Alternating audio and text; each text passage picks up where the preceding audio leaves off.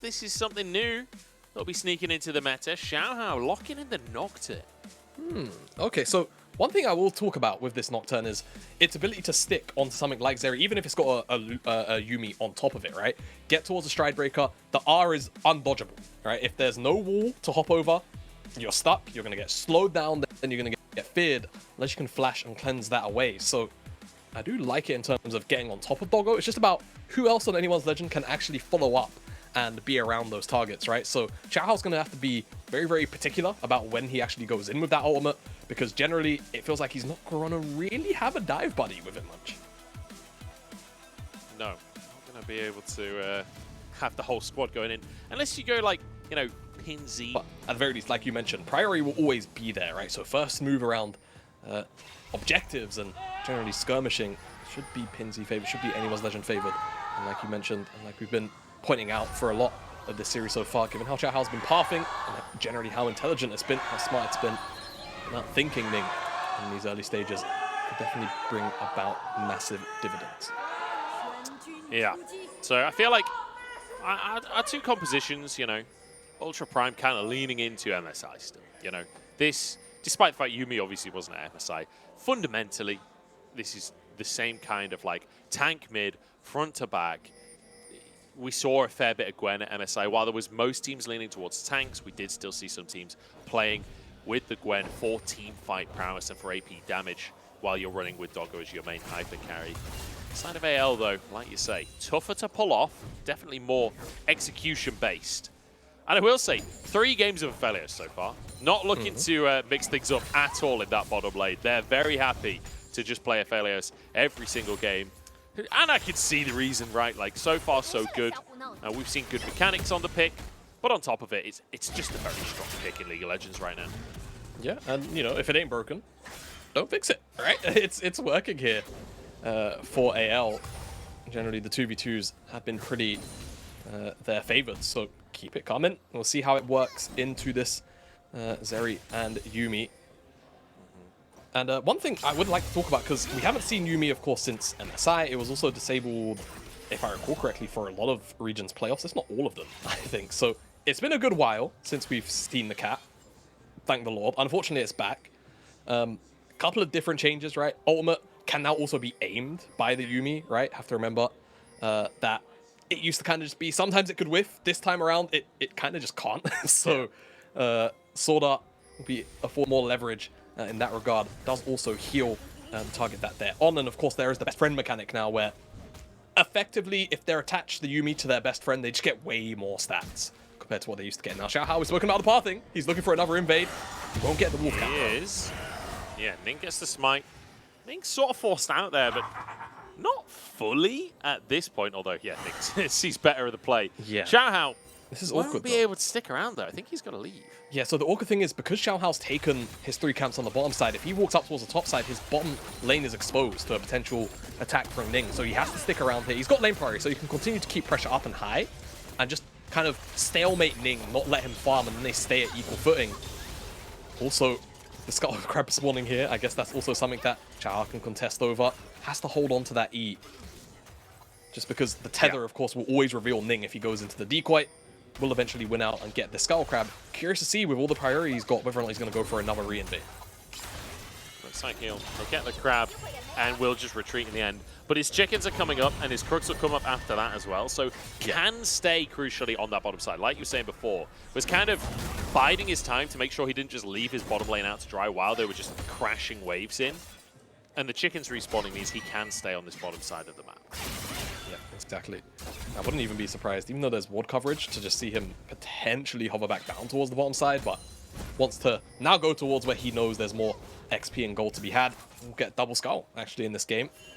And then return back to farming more of his camps. And again, AL with the information game, right? Know roughly what Ning's pathing is, so that ward will eventually give even more information in the future once that chicken camp spawns up, because you can see Ning, where's he got to go? Towards the top side, towards his Krugs, towards the Raptors, because that's where his farm is spawning up. Yeah, absolutely. So they'll be able to spot him, they'll be able to keep a track of him, and so far in the early games they have been doing a good job of using that information effectively and trying to find advantages across the map off the back of it. It has been like I feel like it's basically been, oh, Forge! Flashes away, will survive. Only just though. Flash for flash in the mid lane. Flash for flash. pinz maybe feels a little bit more worse for wear for that because Forge is always going to have, you know, non-committal setup for Ning to come in. So now Ultra Prime maybe can find a very strong 2v2 once level 6 comes in. Xiaohao, however, if he does hit level 6, will always be able to respond if he's near and in the area, right, with the global of the ultimate. So still have to take some care in that regard, but still, with no flashes now, mid lane a lot more volatile. Yeah, to say the very least. It's definitely going to be potentially a scrap there, especially once Annie hits 6. Like, you can imagine Forge could be in big trouble, and pinz literally hitting 6 as we speak. So, curious to see if Xiaohao will try and go for that. Doggo with a good little slide. How far can he get? Not bad. Not a bad little go. You do see people going from the actual Nexus for that, but halfway up the lane seems to be the preference for Doggo. The Zeri slide tech is evolving over the years. It is, and actually, what I also wanted to point out whilst I was talking about Yuumi, but we had the invade earlier on, is Zeri is also going towards a Triforce build. Now, with the buffs to the item, Zeri, if you recall when she first came out, I actually think she was intended to be a Triforce champion. Not very often that we see AD carries go towards the item, but now with the way that some of the mythics have changed for some champions, and Zeri, of course, used to lean on the Immortal Shield bow so heavily, finding new builds and build paths. I believe it's Triforce into the Runans off the top of my head. There's a lot of different options you can go towards. Yeah. It really just depends on what the game state is and how much damage you're able to get out with some of those items. One of the things about those item changes, of course, a lot more versatility, I suppose. But away from that, Dragon being stunned up again by AL, but this time Ultra Prime, they're in the area. Ning's here. He wants to go for the steal. He's trying to move in. He's got Ning gets it. They did not have the vision, and Zorah goes down as well on top of everything. Forge will be the consolation prize for anyone's legend, but Ning makes it happen, sneaks on through. Yeah, all right, Ultra Prime, they break the mold of the previous, oh my goodness me. Hery's in trouble here. The all-out comes out from ZDZ. The needle work trying to turn it around, and it's ZDZ in trouble. The minions can't finish the job. Knocks him back, looks for damage, and gets the shield. They're both so low on HP, but ZDZ's on the wrong side of the play. The minions will be chasing him down, but Hery not confident to chase it, not confident to go for more. Doggo now gets the slow on through in the bottom side. The zap is there. Doggo flashes, but it's answered flash for flash from the AD carries, and here comes Nocturne. I hope you don't have nightmares here, buddy, because Doggo actually doesn't. He does not have nightmares. No, he just slides away. He just cleanses them away. He's all right. But so much going on the map there. The top side play, I think I'm, you know, audaciously wishing here, I hope we get a replay of that 1v1 because it was so clutch, so many micro things just going awry for both sides to not actually end up picking up the 1v1 kill. But on the bottom side, flash cleanse blown by Doggo and Xiaohao. Use the ultimate, and you know, one of the old things you used to talk about with picks like Nocturne, like Shen the Globals, right? You would often gauge how successful the pick would be by how strong those first uses of the ultimates were. This time around, only picking up some of the spells of Doggo, you really want to see the next use of that ultimate actually pick up a kill, some gold on the back end of the play. Well, the bot lane from Doggo and SwordArt only just resetting, now moving towards this Herald, whereas you can see AL's bot lane moving over long ago, not spotting that control ward, which could be bad news for them. But the wave being crashed on the top side, Zhiqiuyi should be able to just clean things up there and move over as Ning starting off the Herald. TP not available for ZDZ. He's on the bottom side of the map, and that'll mean AL, despite rotating their bottom lane up to the top side of the map, won't be able to contest the Herald. All right, well, Ultra Prime winning out on the macro game this time around. Replay of this steal from Ning here. Q plus smite. A little bit of the cyclone damage as well. Just wins out, and you know, Xiaohao's been winning a lot of the smite throughout this series. Unfortunately, Ning gets the better of him here finally.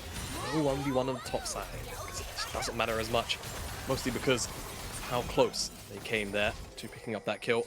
But of course, the summoner spells do get blown by Xiaohao. Forward movement here. Feel like they can just about get him. Flash for flash, heal as well. That's when Nocturne comes in and blows the cleanse. Yeah, but unfortunately, it's Zeri. Shouting out Neon as he flies over the Valorant sign in the wall there. Gotta go fast, I believe is the term. will be able to get out with his life. So Doggo, both sums down, but crucially didn't fall into play. Didn't get the kill either, so all in all, I don't know who wins the bottom lane play. I'm not sure anyone really wins that bottom lane play, but Ultra Prime do win off the back of like the resets, getting tempo and getting priority over the Herald. Yeah, it's more like, can Xiaohao make it down to the bottom side and actually punish the fact that Doggo currently doesn't have summoner spells for the next minute? I feel like the answer is likely to be a result, but that could be proven wrong, of course. But I just feel like for now, the way that Anyone's Legend are set up, even though they are now finally sending Chicho back towards the bottom side, we just won't likely see a play just because the engage tools are so limited from their side. Doggo trying to push this wave as fast as he can, but the thing is the Aphelios still very, very good at pushing waves, still very good at finding priority, even if the plays have been going well, even if the CS numbers are pretty heavily in favor of Doggo this game. Like, you could see, like, this build is getting old school. Look at the build from Aphelios. BF sword into Zeal. You kind of love to see it. That feels really old school. It does indeed. Feels like a Tristana build. Yeah, true actually. Miss those days. Miss those days a lot.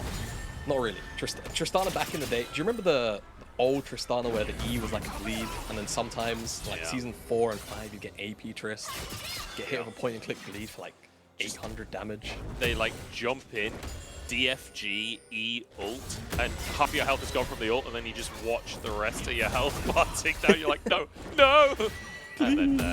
And then you cry, and then you report the player for playing AP Tristan. ZDZ going hard again as Hery gets some damage down. I don't think there's space, although Xiaohao moving over does have his ultimate available. That paranoia in play. ZDZ trying to look juicy. Hery not biting just yet. There we go. Knocks him back. The all-out to pull it further as well. Ghost rock, but I don't think it's going to be enough. The needlework. Or will it? Find a little bit of health back, but ZDZ slams him into the floor. Yeah, Ghost does mean that Xiaohao has also blow his flash, but at the end of the day, they still pick up the kill. So they trade that Anyone's Legend for this Dragon. So this time around, this Ultra Prime, I mean, first Dragon definitely stolen away. Second one prioritized and picked up in response to the play going on the top side. But I think Anyone's Legend just kind of recognizing they can't really punish the bottom side as well as they'd like and just trying to swap up the play. Yeah, I was about to say as well that the Herald taken. So 3 neutral objectives, but crucially, the Dragon just sets up perfectly for Doggo to move on over and collect these 2 plays. So really nice bit of map play coming out from Ultra Prime. It feels like game number 1, perhaps a blip on the radar, perhaps just a warm-up game, because game number 2, and now game number 3, looking much cleaner. Much better. Much, much better indeed. Zorah Like and you getting said. your recall cancelled. Name a more iconic duo. It's very iconic, isn't it? I mean, yeah, maybe just a little bit of download needed for Ultra Prime waking up a little bit now in these last, 30 minutes of the 3rd game. Definitely the last section of game number 2 as well. But still, Anyone's Legend do have options, right? I don't feel like it's a situation where they're out of it. The gold lead as well is very, very incremental difference, rather. Not so much a lead, really. So I think until we see like a major advantage, right? I think the 3rd Dragon is where things will really break open for this game. And we'll await with bated breath. Items still need to come in for a lot of these core members and carries on both sides. So, 3.5 minutes till that comes up, 1.5 minutes until Herald. Talk to me about how these skirmishes need to go if you're the side of AL, right? Like, you've already lost the first 2 Drakes. You're not going to want to let them get to Soul Point. How do you play that out? We talked about, like, maybe Xiaohao doesn't have dive buddies. How do they make it work so that he's not going in alone? I think realistically, you're just looking to try and set up these pockets of fog. And Zeke can try and find a really nice Tibbers or a flank, and then Xiaohao comes in afterwards, right? On top of a target. Or just generally, just to provide a massive stride breaker slot, right? Then you kind of just get the chase down going. I think that's realistically how Anyone's Legend want to try and play this game out. It's going to revolve heavily around just, being able to move into these areas of the jungle first, set up vision, deny it away from Ultra Prime, and then things can get a little bit spooky for them. But at the end of the day, you've got 3 frontliners and a Yuumi, so they're never really going to be too afraid. But if you can find that burst, if you can be the one that punches first, right? I think striking first in a game like this, very crucial. That's probably the game plan for Anyone's Legend. All right, so try and hit hard, hit fast. Try and control vision to set up essentially an assassination attempt onto potentially President Doggo. But honestly, there's a few players that you could try and find. Although I will say Gwen tough to get, Wukong tough to get, Gragas tough to get. Maybe it is just President Doggo. Maybe he's the only available target. I mean, AD carry. It's the most important role, right? You've gotta not make yourself that target, as Zhiqiuyi was definitely thinking about moving forward, but wasn't quite sure about where the rest of Ultra Prime could be behind him. Zhiqiuyi does have red and white for now, but I think he might have just run out of red. You'd hope he'd hold on to one bullet just so he can use that red Q to set up his crescendo, but no, goes to green and white. Green and white still very, very strong in the fights. But having the 3 Qs on Aphelios often can be a massive difference maker in some of the fights. Again, the harass down is always going to be nice too. Onto Doggo here. Herald started up. Everybody moving over. TP immediately from Forge to see Hery on the top side of the play as well. Doggo, very aggressive positioning, but you can get away with it on the Zeri. Forge moving forward to ZDZ. Face tanks 2K on the Herald. We're going to flip it here, and it's taken by the Wukong Ning to grab that one. Final chapter across the whole squad. Doggo untouched completely as pinz goes down. ZDZ the next target. He tries to turn around, pulls Doggo back. In they go with Aphelios too. Oh, jumps back into the play, but the shield is there, and the kitty cat can't do squat. Forge finishing one off though. And he's too low to go back in. Forge gets knocked off, but somehow goes down. And in his debut series, he comes on in.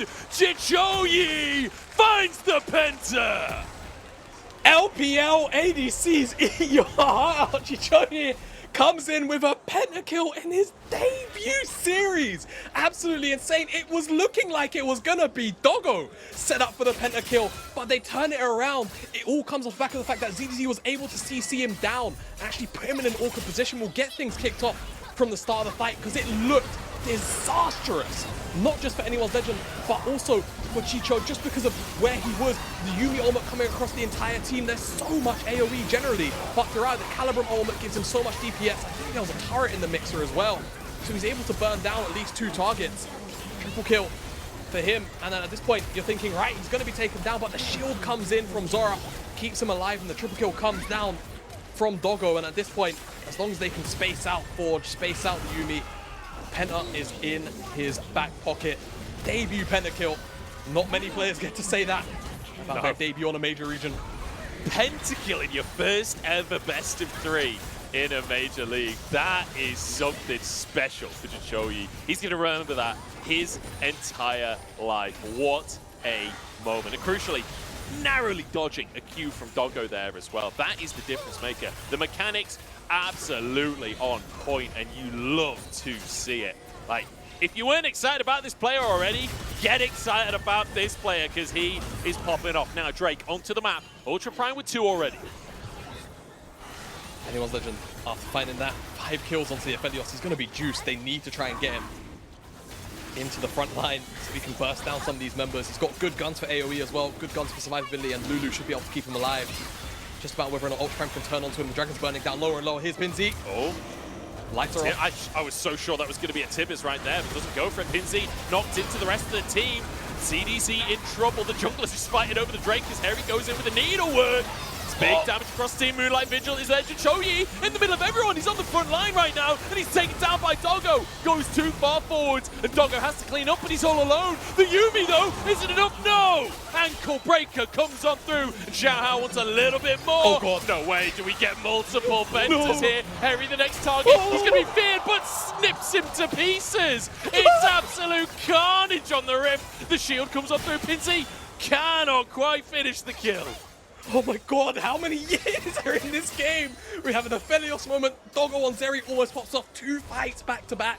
But in the end of it, it's about Hery and SwordArt who keep themselves alive. They find the turnaround kill. Objective, I believe, went towards anyone's legend in the pit. It was the jungler scrapping it out. Eventually, Zhiqiuyi, the reason why he ends up on the front line is because he gets involved in that 1v1 inside the pit. pinz drops Tibbers, front line, and you can see Hery able to slide out on the top side, but it's the Dragon that goes over. This ultimate from Zhiqiuyi is pretty good, but at the end of the day, it's not as much burst damage as perhaps he was hoping for. And because of the positioning, gets himself assassinated by Doggo. Knocked back again from ZDZ on to this Zeri. 2nd fight in a row. Secures that kill, but again, so many years. Gwen is immune into a little bit of shielding. It's just a little bit too much to deal with. Chopped down to size. Xiaohao is by Hery. Yeah, I respect the attempt, but a little too much. Oh no, Here we go. Xiaohao in trouble once again. No summoners to work with. The root gonna come on through, and he's down. He's taken out of the picture. And Doggo survived. No, there's a bear. He ain't going nowhere. SwordArt next target. Taken out of the play, but it's a triple kill. Once again, Hery the target this time for the ZDZ flees. It's not gonna be another penta, but it will be the Baron. Oh my goodness me, no way. Double pentakill. Jamada, what is happening in this game? I don't know, man. I'm at a loss for words. But Ultra Prime should be able to secure this Baron. Easy peasy. Maybe Xiaohao comes out. Maybe ZDZ can cause some disruption, right? He can all out Ning potentially from the pit, cut down the damage. You get Hery. Let's see what he does. It's Ning. It's a bold play, but he goes for the all-out onto Ning. Like you say, Cyclone in play is doing a lot, but can't quite finish it off. The all-out surely gives him the damage to finish the job. Ning, the target, and taken down. ZDZ with a solo kill. The hero play to stop the Baron attempt, and now they pause it. It doesn't fully reset. 8,000 ZDZ having to tank Xiaohao here with the smite. Forge has to try and go in. Xiaohao uses the paranoia. The smite is there. The laser can't get it from Doggo. And AL somehow get a Baron. Oh, LPL, how I have missed you so damn much. Anyone's Legend will secure the Baron at the back of one of the most insane sequences of play I've seen, well, since the LPL was on break, to be honest with you. Doggo doesn't quite get assassinated until the bear comes down. That's when finally he drops. He engaged. The turnaround, a good idea from Anyone's Legend given the position they were in. But then all of a sudden, Hery's just chopping through members left, right, and center. And you're thinking for a second, double pentakill, surely not. Eventually, they turn towards the Baron, and ZDZ with the heroics eventually gets Ning outside of the pit and spaces him to death in the extended play. Yeah, phenomenal stuff from ZDZ. Heroics, and I'm kind of surprised that Ning commits to this 1v1. Like, he's moving upwards in the play. He's trying to fight ZDZ. Just move back to the Baron now. Like, ZDZ can't actually 1v3 you. The other players stay on the Baron, and Ning commits to the 1v1. I feel like if you just go back to being a 3-man squad, the Baron belongs to Ultra Prime. But man, I want to go back to what you were just saying. Like, the first couple of games were fairly slow in this series, like fairly quiet. We didn't see that many kills in the grand scheme of things. We're back. LPL is officially back. This is what we were looking for. Hell yeah, we were. And now, with the Baron in tow for another 90 seconds, you do wonder what Anyone's Legend can actually get done here, just because the way the waves are on the map right now. And even Hery on the bottom side will just shove in that bottom lane and probably move back towards the mid lane. A lot of damage available to both of these AD carries right now as well. So we are moving into that hyper carry territory. No. Ning is going to be, I beg your pardon, Ning's going to be fine with Shurelia's being popped on the opposite side. Anyone's Legend just uses the decoy to get away. But now, it should just be about this dragon, right? And the setup is there for Anyone's Legend. A lot more vision on their end. Remember, pinz, 2 items there with the Shadow Flame. There's a lot of damage. Even if you've got some shielding from Yuumi and that, like, that Tibbers is going to wreck. That is going to be a big moment in any fight, especially if you can find it onto Doggo. But, you know, hitting that onto Hery, hitting that onto Ning, they're both, assuming that the Shroud isn't up for Hery, they're both relatively squishy as well. So keep your eyes on pinz, moving into these fights. Doggo trying to get the damage down, trying to fight for priority here. Zhiqiuyi has to be a big player here, has to be the difference maker. Xiaohao on the flank has ultimate available. ZDZ wants to fight. Hery does get the knock up, and here we go with the all-out. Hery pulled back into play, has to use his onions. Where did he go? Ning just a blitz, brings a chapter though, turning it all around, and Doggo on the chase down. Tippers looks for more, but can't find it. Doggo can't connect to the targets. It's 1-for-1 somehow. Somehow, blinking health bars though.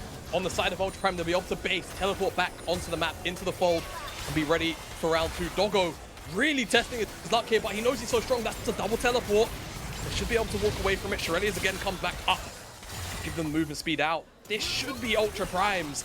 It's just that Ning is dead. They just have to buy time for him to come back out. But by the time he gets to the dragon, maybe ZDZ teleports in. I think Anyone's Legend, however, maybe just making the call to give this dragon up and fight another day. Chickens will be taken. Hery on the Drake. This is the sole point. Remember, Xiaohao trying to move on over. As Ning has respawned, he's at the blue buff right now, moving towards the play. Xiaohao, could he hexgate and go for the smite? Maybe ults into the pit though, and maybe can both find the smite, but they're just going to cut him down before the smite ever comes into play. Ning, the next target. Z's behind enemy lines. He's looking for Hery, but the rest of the team can't follow up. He's alone and taking out 1v3. And now we've got everybody low HP, low mana, knocked back into the play, taken apart. The team fighting from Ultra Prime comes out trumps. Ultra Prime, man. They had us fooled in the first half, I've got to say. But game number 3 has been so much about them. It's been a bloodbath, nonetheless. But really, they have been turning on the Jets in the moments where it matters. Doggo stepped up Hery as well.